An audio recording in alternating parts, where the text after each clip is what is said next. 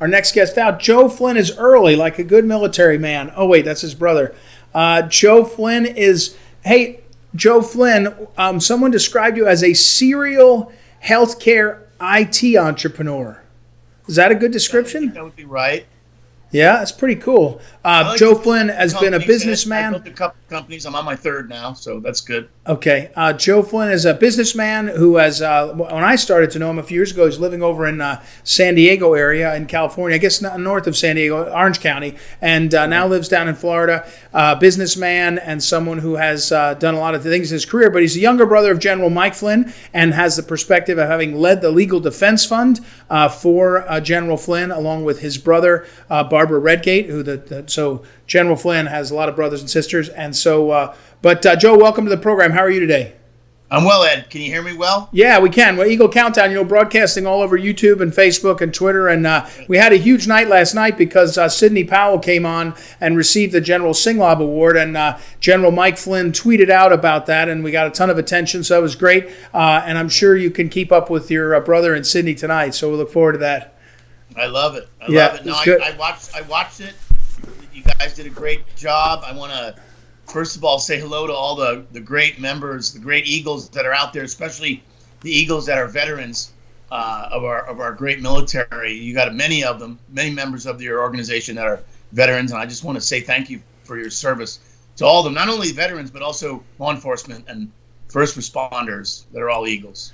And so we're talking with Joe Flynn, and when I said to Joe, we want you to come on, there's lots of things to talk about. Joe and I spent some time, we were in Pennsylvania a few weekends ago to help the Trump campaign on our own time up there. There's a rally, and then some, Joe was actually knocking doors. I wasn't knocking doors. But Joe, when I said, hey, this Eagle Countdown, one of the things we're talking about is promises kept, and the Trump administration's promise kept. And Joe jumped immediately on it and said, I want to talk about the VA and the veterans issues. So, Joe, tell me, all these things that you've in a businessman, you care about tech, all these things, but your promise kept that means the most to you is veterans. Tell me about that. Well, that particular issue is near and dear to my heart because our dad was a veteran of two foreign wars, the Second World War and the Korean War. And of course, we've got many members of our immediate family, including General Mike, but my brother Charlie, who's an active duty 3-star, who's the deputy director of operations for the chief of staff of the Army, and several of our grandkids who are still active duty.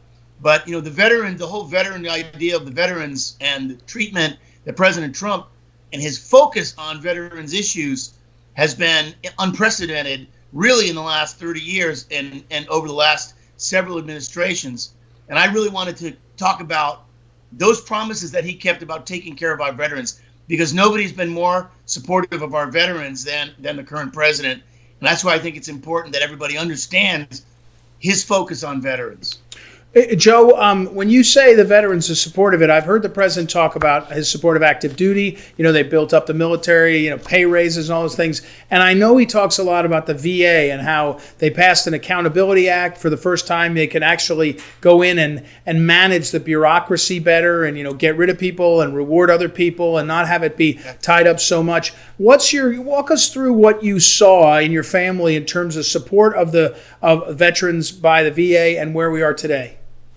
Well, there's a whole number of things that the president has focused on, and I've got them all laid out here in front of me. I kind of want to go through it because I think it's important for our audience to really understand the focus that the president has had specifically on the VA and how important the VA is to our veterans.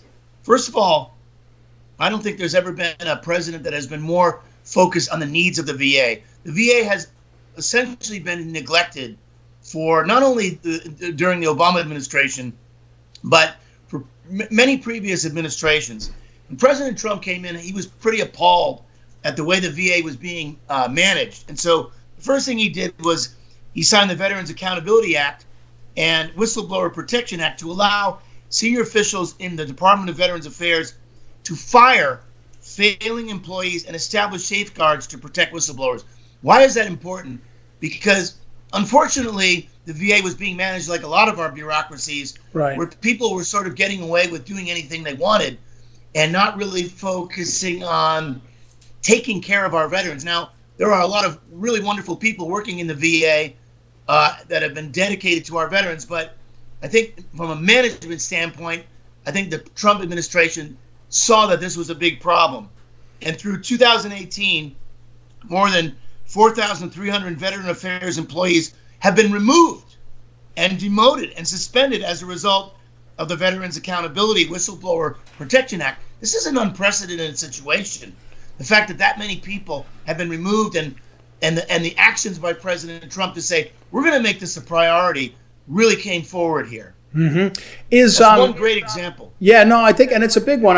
We put it in our book, Promises Made, Promises Kept, that the Accountability Act. But one thing, Joe, that you might comment on is just a mindset. You just have a president that's sort of constantly talking up the military and helping the veterans. At the beginning of this, when you said thank you to the Eagles that are veterans and the frontline responders and our law enforcement, the blue line, part of the job of the president is to put his energy into the things that signals what his emphasis is, and it's a directional thing. So the American people look up and they say, that guy is for Americans first. That guy is for the right heroes first. He's not having, Saul Alinsky gatherings in the White House. He's having military guys, and the mindset shifts. And I think that's a big part of it, don't you?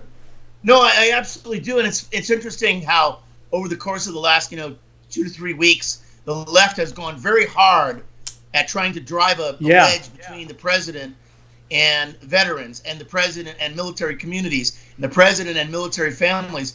And those of us that come from military families, those of us that come from veteran families, know that there's nothing could be further from the truth.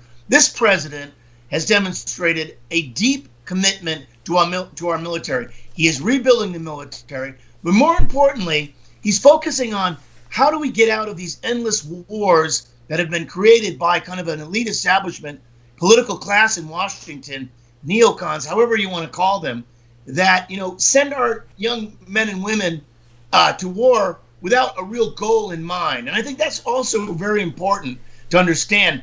And I think that's where you're seeing a lot of pushback from, elements of the elites, of the sort of elite Washington establishment, not only in the political side, but elite, and the national security side, that are really going after this president because he's taking a different look at what the importance of the military is.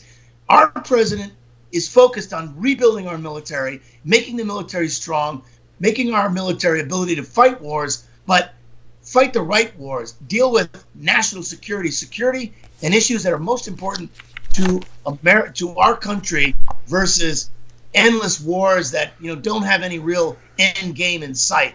And I think he's been very criticized for that, which I think we should fight against. Yeah, we're talking with Joe Flynn. Joe, remind our listeners, I don't have it in front of me, what your Twitter handle is. You're an active guy on Twitter. People would benefit from that. Remind me what it is, please. Yeah, it's at Joseph J. Flynn 1.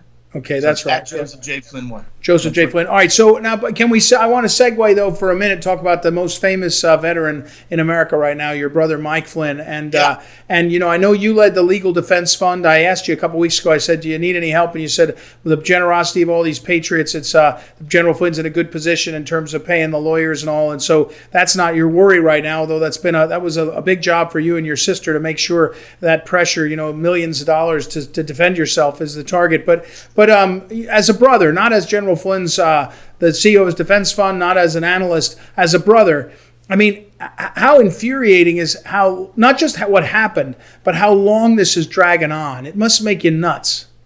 Yeah, there's two things that really make it difficult. One is obviously the length of this and the expense of this and the anxiety of not knowing the outcome. But obviously we know the outcome because the Department of Justice have dropped the charges. And that was on May the 7th. And here we are, September 22nd, still fighting this, heading into a hearing on September 29th. That has caused a lot of anxiety, a lot of expense, a lot of lost time, lost opportunities for General Flynn and ourselves as people. But more importantly, I think the issue is that I think everybody needs to focus on is what has happened to General Flynn should never happen to anyone. If it can happen to a 3-star general who dedicated his entire adult life to serving his country, fighting against our enemies, and they can do this to him. They can do this to anybody. You get caught up in the system, and the system can crush you. But I think two things have happened to us that have been incredibly revealing. One is the strength of family and how important it was for our large extended family to come together and fight for General Flynn and really, figure out ways in which we could survive this and fight this issue. The second thing has been this incredible outpouring by average American citizens, hundreds of thousands who've sent $10, $25 checks over the course of the last 4 years as we've been up against this evil. And it's just been incredibly humbling and heartwarming for us to be in this situation. So we know that the ultimate outcome will be a dismissal of these charges, because you have the Department of Justice. There's no case or controversy at this point. Right.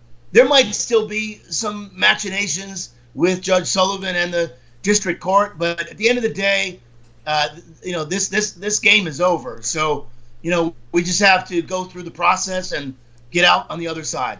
Well, there's all kinds of people commenting on Facebook and Twitter and Periscope, Joe. We love Joe on Twitter. Hoo-ah, that's from Norm. Here's one. Joe Flynn's Twitter feed may be the only source for photographs of General Mike Flynn on a surfboard. I don't know if that's confirmable, right. But is that I do know General Flynn. He likes nothing better than going home to Rhode Island, getting away from everybody, and putting on his wetsuit and going. Hurricane season in Rhode Island because there's a lot of surf.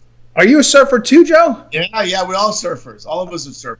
Really? Okay. Who knew? Another one. God bless General Flynn. Sasha on Periscope. Says digital soldiers. We're all digital soldiers. They love this General Flynn. Joe, is you've been volunteering, and I know you've been traveling around the country helping the Trump re-election campaign. There's not I don't know all the Flynn siblings, but I know a bunch of them. There's not a one of them that says, man, Mike Flynn got a raw deal because of whatever, Trump didn't this or Trump didn't that. There's none of that. Everybody says this is a battle for the future, the soul of America. You're volunteering, like I said, traveling around the country, volunteering, helping this president. Why are you helping President Trump? What's at stake? What do you feel about this moment? Well, it goes even further, Ed. As you know, we have a history of being Democrats in our family. We're a Democrat family. We're a JFK Democrat family from Rhode Island. My mother was a big fundraiser for the Democratic Party back in the 70s and 80s, when there were a lot of pro-life Democrats back in those days. And you grew up in New Jersey. You know that. Yep. You know that community. What we saw with the Democratic Party now is that we've seen an absolute transformation from a party that was maybe more focused on the middle class and middle class issues, family issues, and now they've become completely beholden to the radical left-wing, Marxist, socialist, anti-American wing of the party. Going forward, what we saw with President Trump was somebody who was very pragmatic about what's important to American families: prosperity, security, and education, and family unity. And that was what really attracted us to the Trump movement, to the MAGA movement in particular.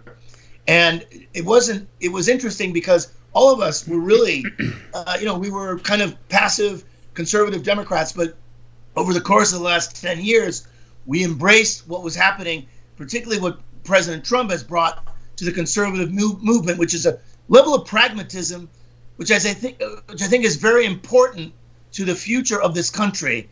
And I decided this year, and more than ever, to say, this is a seminal moment in our history. You said it the other day when we were up in Philadelphia, Ed, and I won't forget this. Places like Pennsylvania are so critical to the future of Western civilization. You didn't put it to the future of America.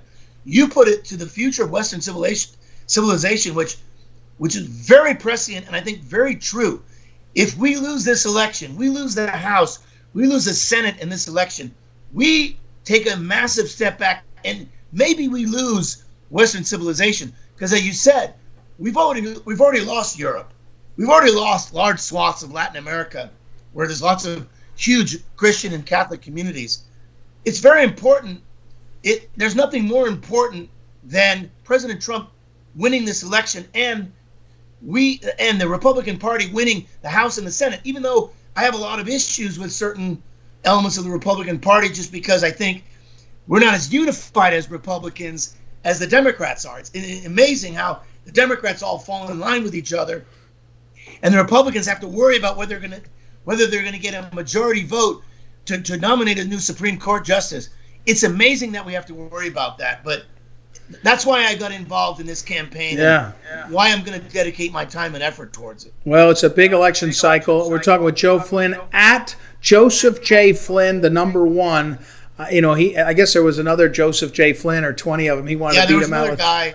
Another guy, really? Another imposter. I think it's only one of a kind, I got to say. But on YouTube, somebody's saying, we love the Flynns. God bless you all. Make patriotism great again. Here's one. I do think one of the lessons of the Flynn family, which has been something they didn't have to teach, everybody just saw it, was family is everything. There's all these Flynn brothers and sisters just sticking up for their, and even General Mike Flynn. Being in the schoolyard. It's like being in the schoolyard fighting Catholic school back in the 70s when one of us got into a fight, like everybody would gang around, Yeah, well, the problem is that bullies are bigger and nastier right now in this schoolyard.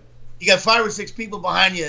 They have a hard time with that. Yeah, that's true. That's good to know. I want to be on Joe Flynn's side, no matter what. All right, hey Joe, thank you as always. Tell your brother General Mike Flynn we all ask for him, and I'm in touch with him regularly. I think people really believe in him, and we look forward to more of his voice and more people kind of being uplifted by his message after all these years, 4 years plus of this. I guess a little less than 4 years, but he was being spied on about 4 years ago now, but hey, he's gone through this ringer and he still has great faith and encouragement and joy, and I think he's an inspiration. So thanks, Joe, for your time. And thank you very much. Just one last thing I just want to mention to everybody. Make sure you get all your family members who might be questioning whether they should vote for President Trump, and go out and knock on doors. Let's get this president elected, and let's take the House and the Senate. Good deal. Thanks, Joe. Thanks very much. Joe Flynn, everybody, at Joseph J. Flynn, number one on Twitter. Very good Twitter feed, so check that out. We're going to go back to another.